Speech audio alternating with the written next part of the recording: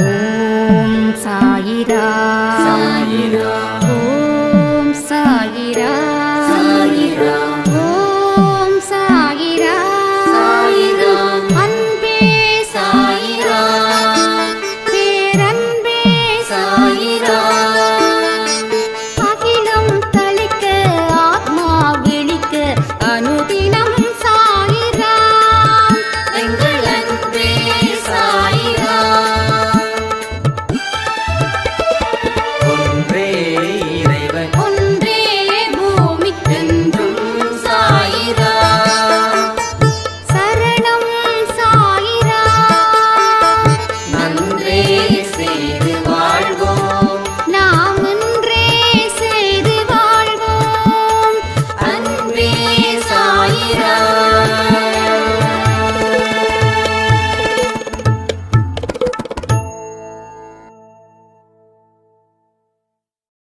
சாயிராம்.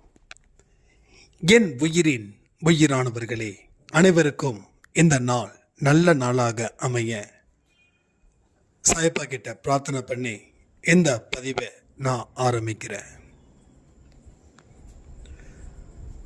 கடவுள் நமக்கு கற்றுக் கொடுத்த பாடத்தில் ரொம்ப முக்கியமான பாடம் என்ன தெரியுமா?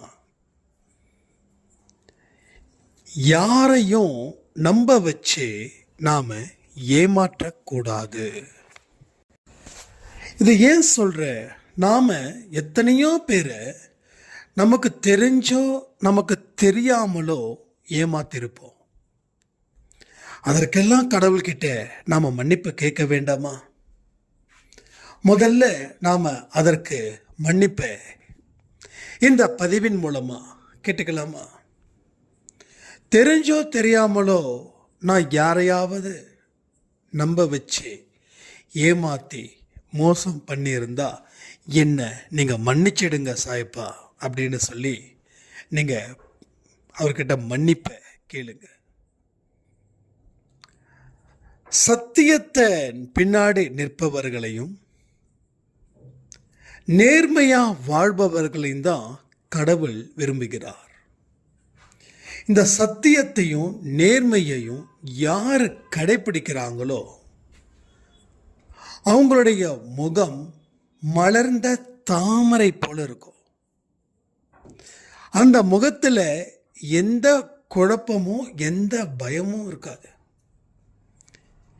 எல்லோரும் ஏற்றுக்கொள்ளக்கூடியவர்களாக அவர்கள் இருப்பார்கள். யாரும் அவர்களை எந்த காரணத்தை கொண்டும் வெறுக்கவோ ஒதுக்கவோ மாட்டார்கள். நம்ம வாழ்க்கையில் நமக்கே தெரியாம நிறைய நச்சுத்தன்மை நமக்குள்ள இருக்கு. அந்த நச்சுத்தன்மையை நாம நம்ம கிட்ட இருந்து போக்கணும். அதற்கு உயர்ந்த எண்ணங்களை நாம மனசுல கொண்டு வரணும். எல்லா விஷயமும் நம்மால முடியும். ஆரம்பத்தில் இது கடினம்தான். உண்மையா இருக்கிறது, நேர்மையா இருக்கிறது கடினமான வேலை. இது ஏன் கடினம் அப்படின்னு சொல்றேன் அப்படின்னா, நம்ம சர்வ சாதாரணமான விஷயத்துக்கெல்லாம் பொய் சொல்ல பழகிட்டோம். சாதாரணமான ஒரு விஷயம் ஒன்றும் இல்லை. ஒரு மேரேஜ் போகிறீங்க, இன்விடேஷன் கொடுக்க வராங்க. நீங்கள் அந்த மேரேஜுக்கு போகலை. அப்போ அவங்கள எப்பயாவது சந்திக்கும்போது கண்டிப்பாக நீங்கள் போயிருக்கலாம். ஆனால் நான் ஊரில் இல்லை, நான் இங்கே இருந்தேன் அங்கே இருந்தேன் அப்படின்னு நீங்கள் சொல்லலாம். இது பொய். அப்போது தேவையில்லாத விஷயத்துக்கு கூட நாம் பொய் சொல்கிறோம் அப்படின்னும் போது தேவையான விஷயத்துக்கு நம்ம பொய் சொல்ல மாட்டோமா? என்னைக்குமே ஒரு விஷயத்தை புரிஞ்சுக்கோங்க. ஒரு நாளும் நான் பொய் சொல்லாத நாட்களாக இருக்க வேண்டும். அப்போ நீங்க பொய் சொல்லல அப்படின்னா அதற்கு எதிர்ப்பதமா இருக்கிறது உண்மை. அப்ப நீங்க உண்மையா பேசுறீங்கன்னு அர்த்தம். நீங்க உண்மையா வாழ்ந்துகிட்டு இருக்கீங்கன்னு அர்த்தம். நீங்க உண்மையா வாழ்ந்துகிட்டு இருக்கீங்க அப்படின்னா நீங்க சத்தியத்தின் படி வாழ்ந்துட்டு இருக்கீங்கன்னு அர்த்தம். இந்த சத்தியத்தின்படி வாழும்போது தான் உங்கள் வாழ்க்கையில் உங்களுக்கு சமாதானம் கிடைக்கும். அதாவது பைபிளில் ஒரு நல்ல வார்த்தை, இருக்கிறத இருக்குதுன்னு சொல்லு, இல்லாதத இல்லைன்னு சொல்லிடு. இது அருமையான வார்த்தை, அற்புதமான வார்த்தை. ஆனால் இந்த வார்த்தையை நீங்கள் பயன்படுத்தி பாருங்களேன். அப்போ இருக்குது இல்லை, இல்லைன்றத இல்லைன்ற இடத்துல இருக்குதுன்னு சொல்லிட்டா அது இருக்குதுன்றதுக்காகவே நம்ம சில ஸ்கிரிப்டை ரெடி பண்ணணும். அப்போது ஒரு பொய் ஆரம்பித்தா 1000 பொய் சொல்லணும். அந்த ஒரு பொய் வரல அப்படின்னா அடுத்த 2வது பொய்யே இல்லை.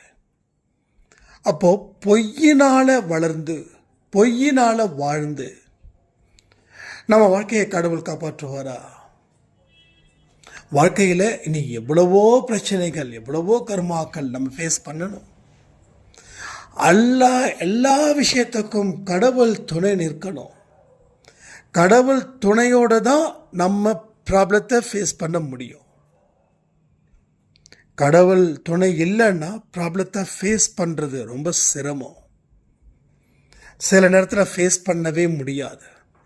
ஃபேஸ் பண்ணாத ப்ராப்ளம், சால்வ் ஆகாத ப்ராப்ளம் ஒரு புற்றுநோய் போல அது வந்துக்கிட்டே இருக்கும், குபு குபு குபு குபுன்னு. அப்போ எந்த அடிப்படையில் நாம் வாழணும், எந்த அடிப்படையில் நாம் சிந்திக்கணும், நம்ம வாழ்க்கையை எவ்வளவு சுமூகமாக கொண்டு போகணும், ஒரு அமைதியான முறையில், ஒரு எளிமையான முறையில் வாழ்க்கையை எப்படி வாழணும், இதை எல்லாம் நம்ம சுய சிந்தனையின் மூலமாக தெரிந்து கொள்ள வேண்டும். பற்றற்ற நிலையில் வாழணும். ஆனால் இங்கே நாம் சாமியாராக மாறணுமா அப்படின்னு நம்ம நினைக்கிறோம். பற்றற்ற நிலைன்னா நீங்கள் ஒரு வேலை செய்கிறீங்க, அந்த வேலையில் ஈடுபாடாக இருக்கணும். அந்த வேலை முடிஞ்சதுக்கப்புறம் உங்களுக்கும் அந்த வேலைக்கும் சம்பந்தம் இல்லை. இப்படிப்பட்ட ஒரு பற்றற்ற நிலையில் நீங்கள் இருக்கணும். அப்போது எந்த விதமான பலனையும் எதிர்பார்க்காமல் நீங்கள் ஒரு அற்புதமான, ஒரு அழுத்தமான, ஒரு சிறப்பான வாழ்க்கையை நீங்கள் வாழ்ந்துக்கிட்டு இருக்கீங்கன்னு அர்த்தமாகுது. உடனே நமக்கு ரிசல்ட்டு தெரியாது.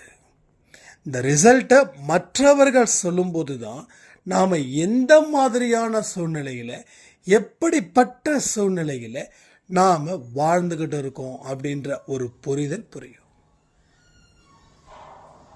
பாரத்தோட ஒரு மனுஷன் நடந்தா அவன் பலகீனமாயிடுவான்.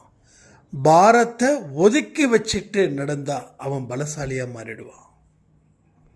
அப்போ உங்களுடைய பாரம் என்ன தெரியுமா? வாழ்க்கையில் பொய்யும் ஏமாற்றுதலும்.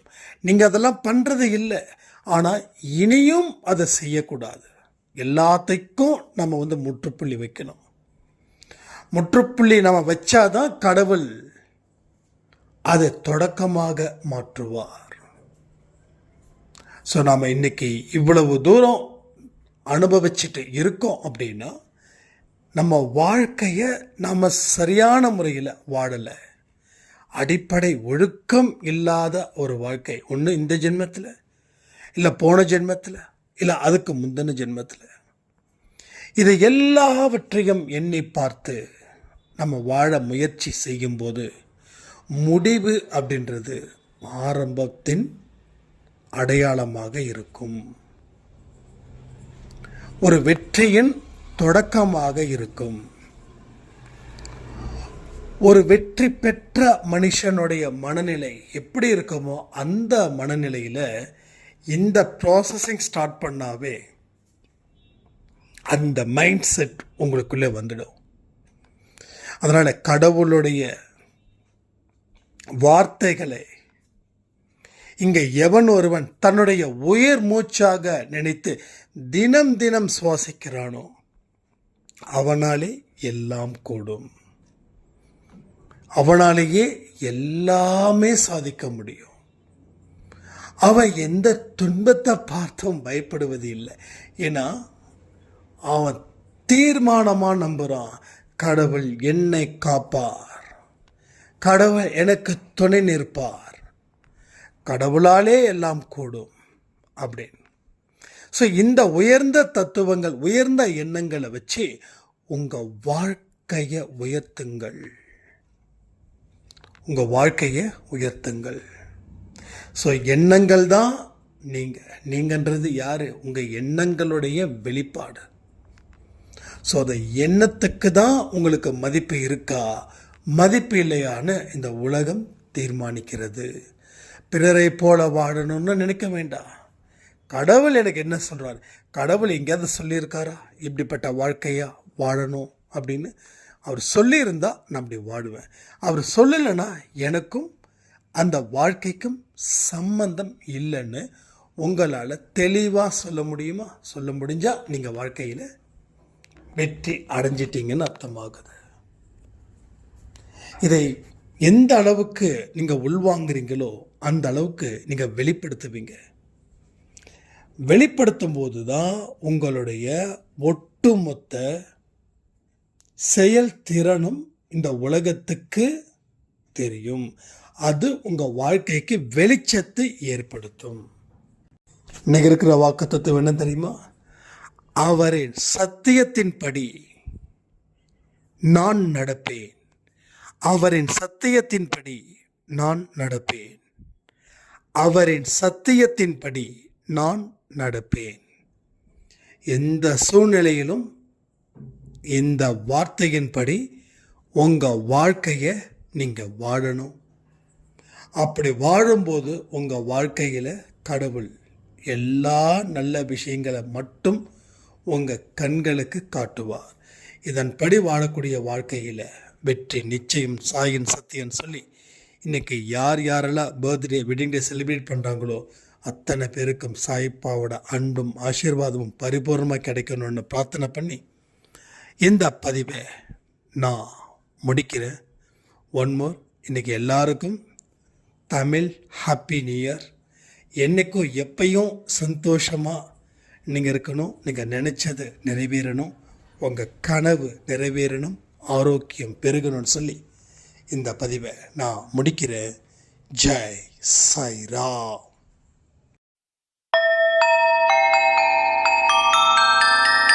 ஓம் சாயிரா. சாயிரா.